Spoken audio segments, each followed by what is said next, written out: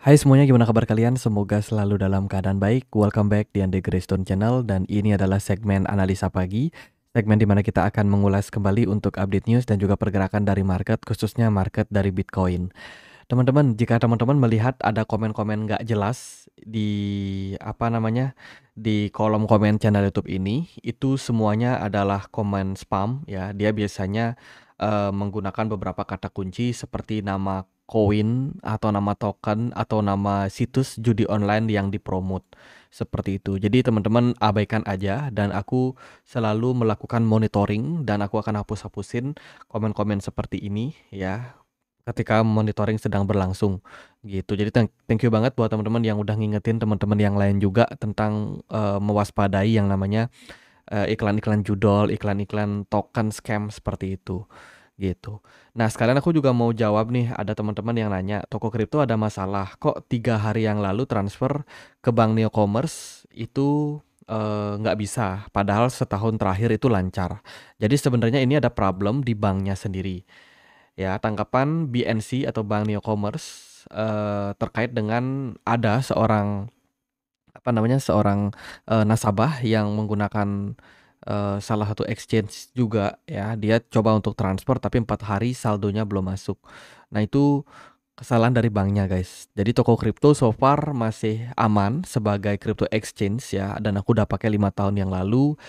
Dia udah terintegrasi dengan Binance, sudah teregulasi juga dengan Bapepti dan juga Kominfo serta OJK ya teman-teman. Jadi secara regulasi di Indonesia itu totally legal. Koin-koin yang sudah di listing pun juga koin-koin terpilih yang tentu saja project-projectnya masih aktif sampai sejauh ini. Sehingga untuk pemula itu tidak akan terjebak sama yang namanya token-token scam ya atau token-token yang udah ditinggal sama developernya. Tapi teman-teman juga harus terus monitor sih koin-koin yang teman-teman beli. Nggak bisa sepenuhnya juga diserahkan tanggung jawabnya ke toko kripto. Jadi yang namanya do your own research itu sangat penting gitu. Lakukan research kalian kembali, silakan analisa koin-koin yang teman-teman beli dan pastikan teman-teman beli di exchange yang sudah terbukti aman gitu. Jadi teman-teman yang belum punya toko kripto bisa daftar ya, karena di toko kripto itu ada banyak event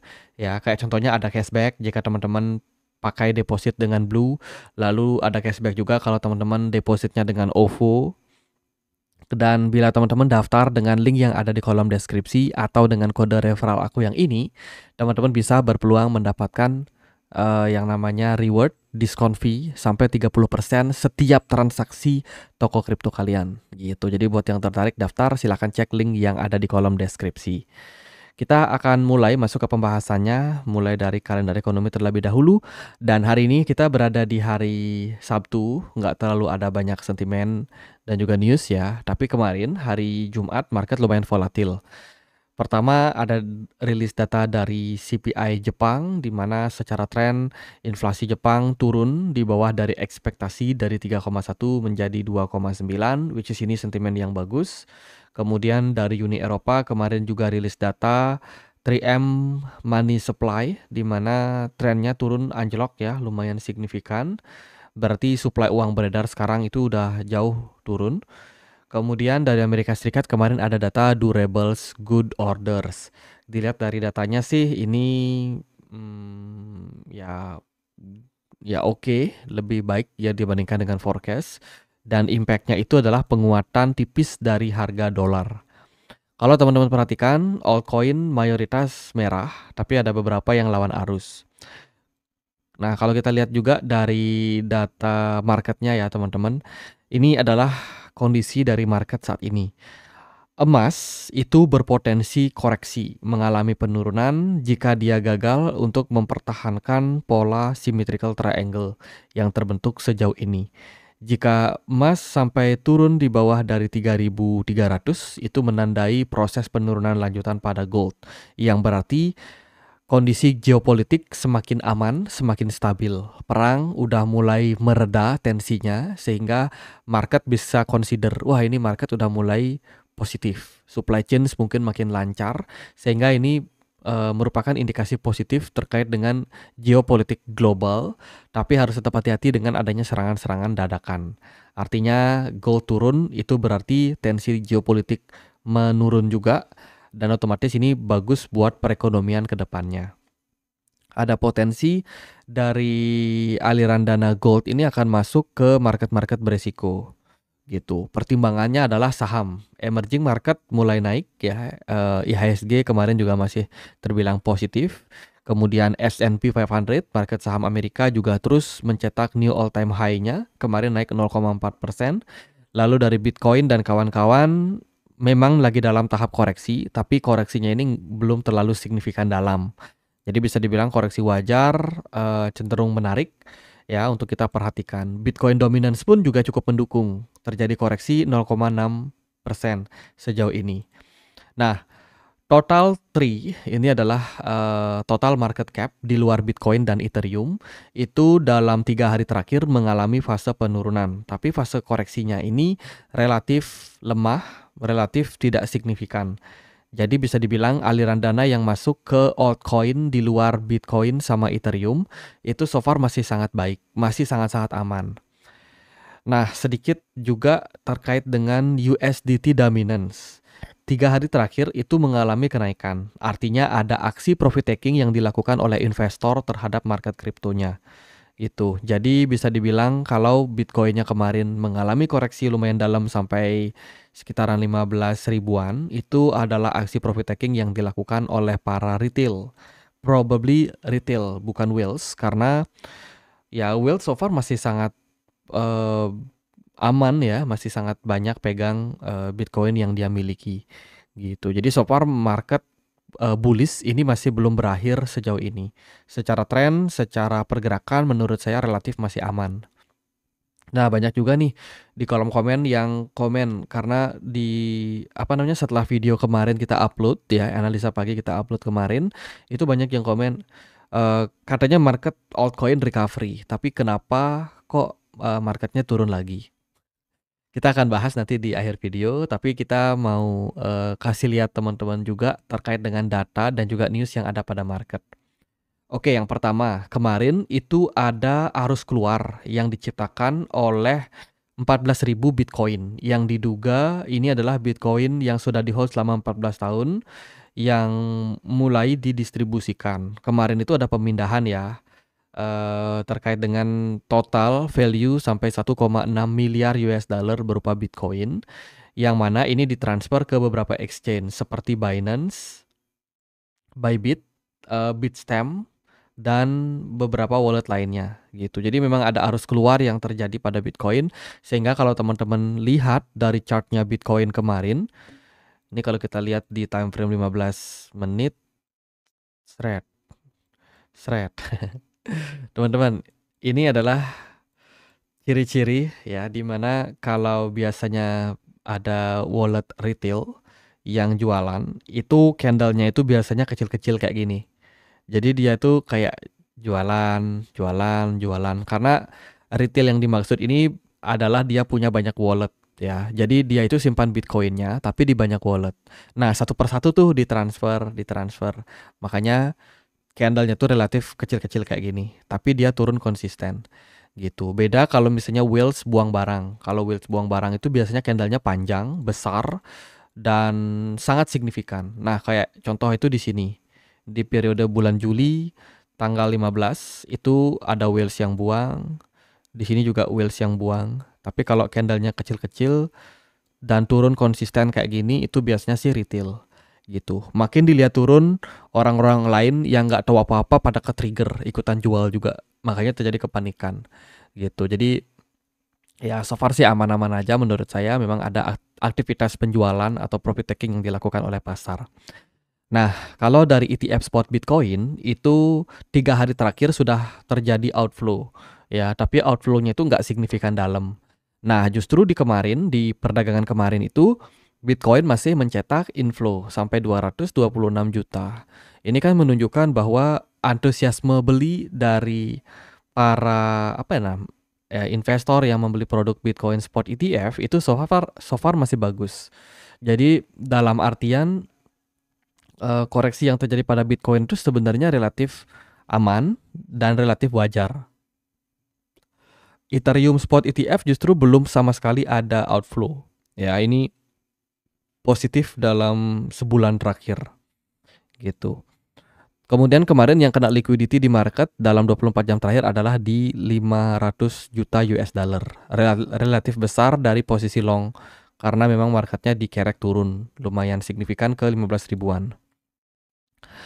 Kemarin si Powell sama Trump bertemu dan Powell memberikan penegasan bahwa Powell dari The Fed berjanji untuk menolak tekanan Trump untuk mengundurkan diri.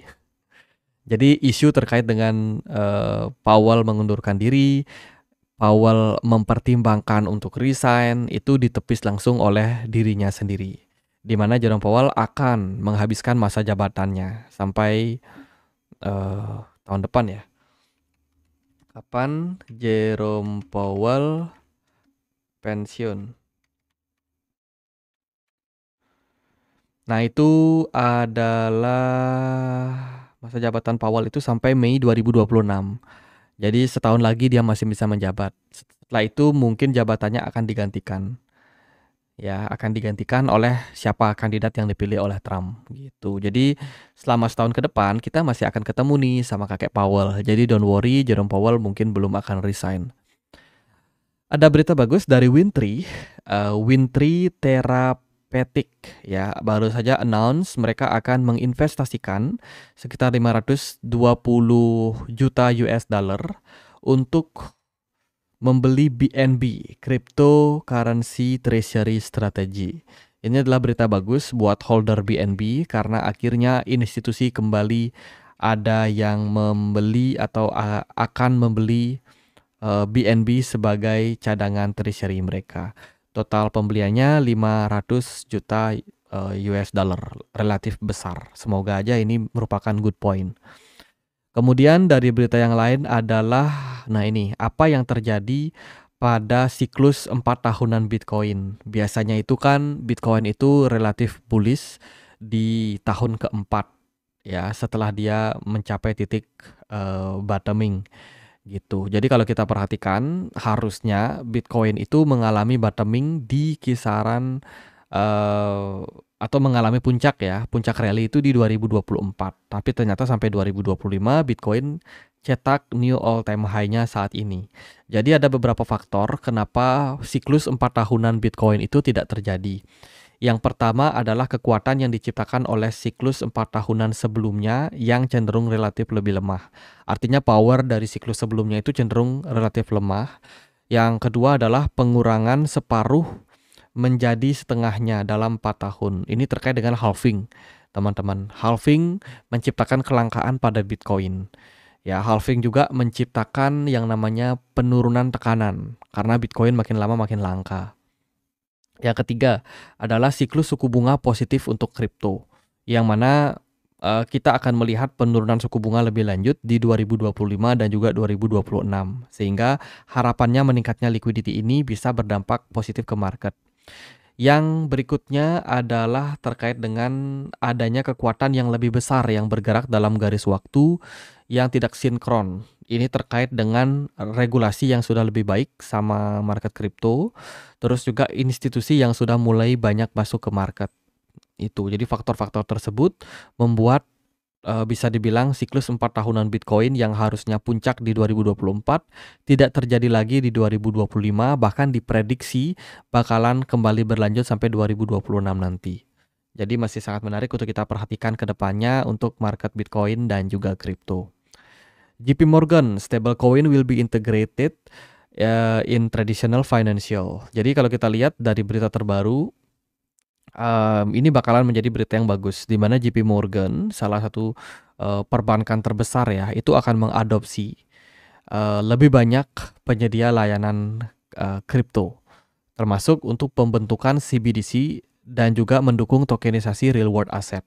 Jadi ini merupakan katalis yang bagus untuk proyek-proyek berbasiskan dengan DeFi gitu. Jadi bisa dipantau tuh proyek-proyek DeFi, terutama yang juga menyediakan stablecoin kayak MakerDAO, terus juga Ondo Finance, kemudian juga ya banyaklah proyek-proyek kayak Sirup, Maple itu ya, itu penyedia stablecoin juga gitu. Terus juga proyek-proyek lain yang biasanya kayak Arbitrum layer kedua Ethereum, Ethereum itu sendiri, lalu beberapa produk real world asset yang dikeluarkan oleh Algorand, Hedera Habar, koin-koin Amerika, boleh teman-teman pantau juga.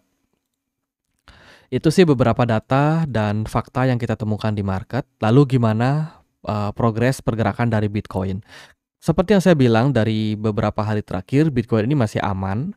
Ya, secara tren penurunan itu sangat relatif wajar. Bitcoin dominance yang turun akan sangat membantu untuk altcoin bisa pulih lebih cepat. Ya, terus kalau kalian perhatikan juga dari total tree ini udah mulai beranjak-anjak naik. Siap-siap nih altcoin itu akan mendapat momentum buat recovery. Jadi kemarin kan kita bilang tuh altcoin mulai recovery. Recovery yang dimaksud itu bukan berarti marketnya itu langsung kayak naik gitu, enggak gitu juga teman-teman. Proses recovery teman-teman bisa lihat dari structure marketnya.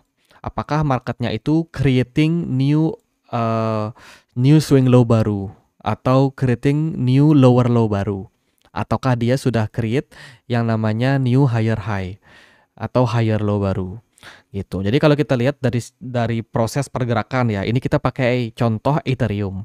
Ethereum itu sejak tanggal 21 Juli itu kan dia create swing high di sini and then dia create lower high. Ya kan? Ini lower high gitu, terus dia turun. Nah, ini dia turun lower low baru, lower low di sini, lower low di sini. Ini kan berarti strukturnya turun. Ya kan? Habis itu Ethereum-nya berhasil rally, teman-teman. Dia create yang namanya higher high baru. Habis itu dia koreksi, higher low, naik lagi. Kemudian dia create koreksinya ini, dia justru bikin higher high baru. Gitu. Higher high and higher low baru. Artinya ada semacam pembelian yang lebih kuat. Gitu. Sehingga structure dari tren pasar itu sebenarnya sudah mulai berubah. Dari yang sebelumnya downtrend, ini udah mulai recover naik. That's why kita bikin judul kemarin, market altcoin itu recover. Nah, ada beberapa pengecualian, karena ternyata memang ada altcoin yang mendapatkan pricing lebih kuat. Contohnya Solana. Solana kemarin memang benar, Solana ini dia create fase penurunan yang lebih lanjut. Tapi so far hari ini udah mulai recover juga.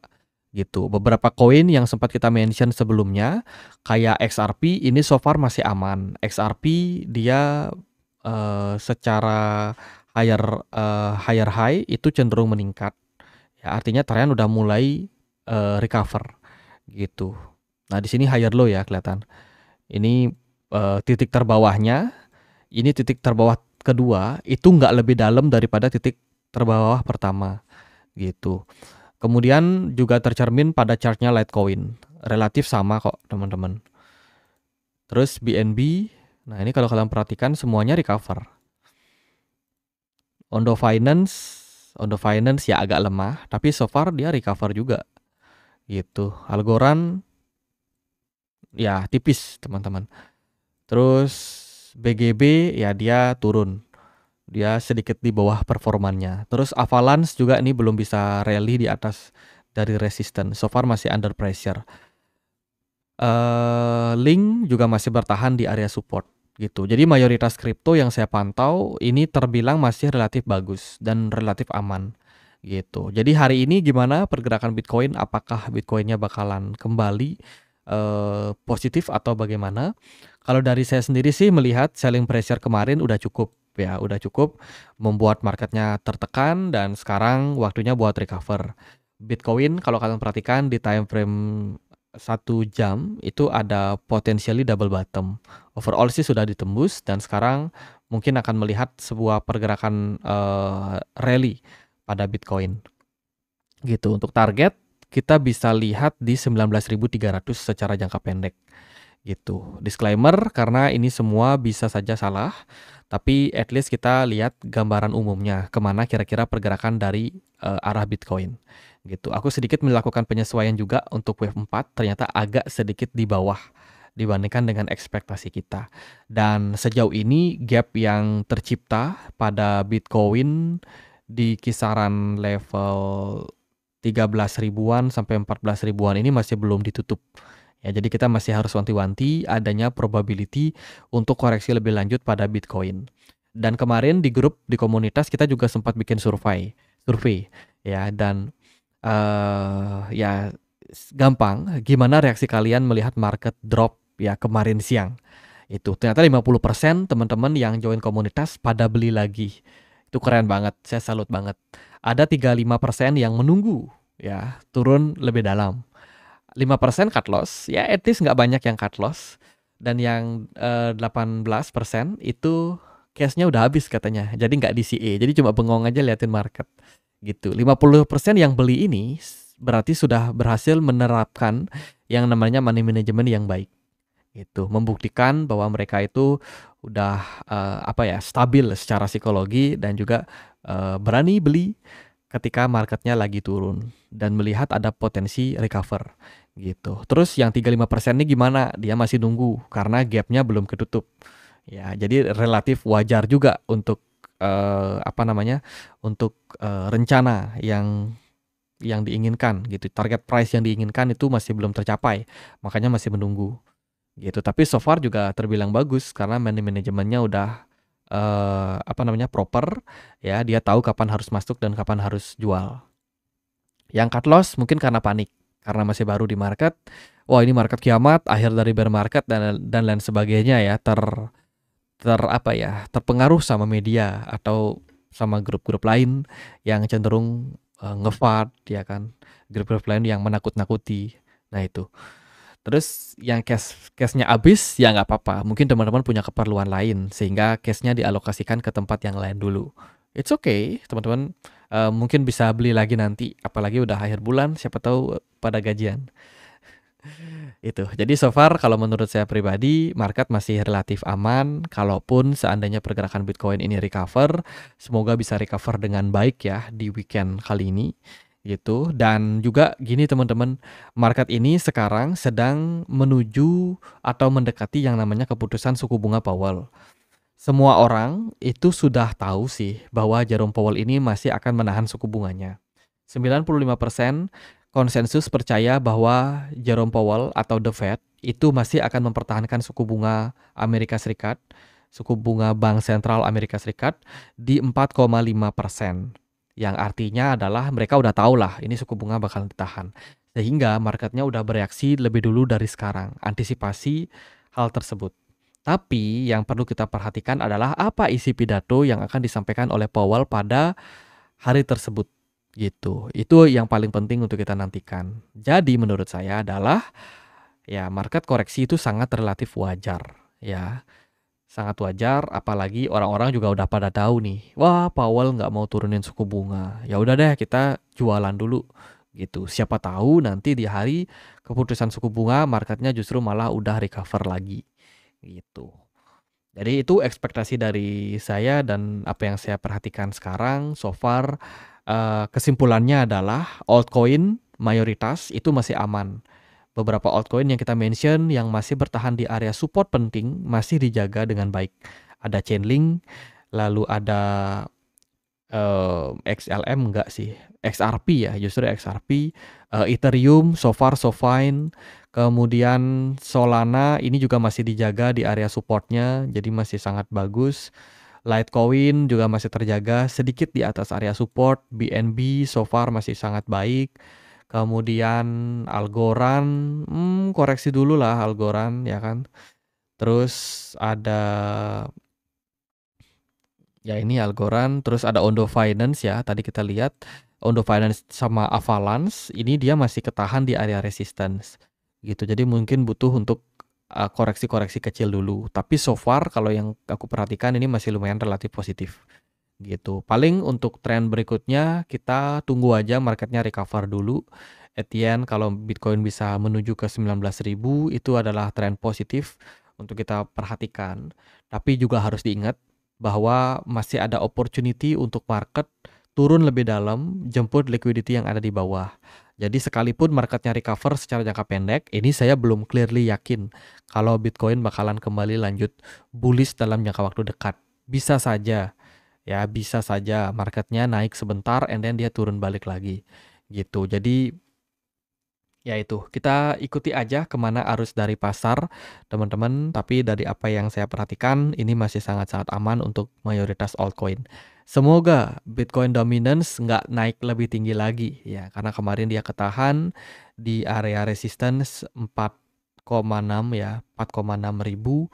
Dan so far kalau ini bisa dipertahankan, dia bisa terkoreksi lebih dalam dan ini bisa menjadi all season buat market.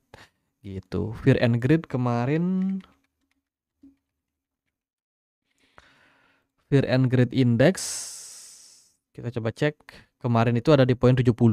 Jadi udah mulai turun pelan-pelan dari 74 turun ke 73, 71 sekarang 70. Gitu. Semoga hari ini juga bisa turun lagi. Jadi meredakan tensi yang ada pada market. Oke gitu aja deh paling buat update kali ini. Happy weekend buat kita semua. Semoga teman-teman yang memang udah punya planning kapan mau DCA atau yang sudah profit taking kemarin bisa dapat momentum buat kembali akumulasi market gitu. Market masih relatif bullish, hanya koreksi-koreksi wajar saja. So jangan terlalu panik lah gitu.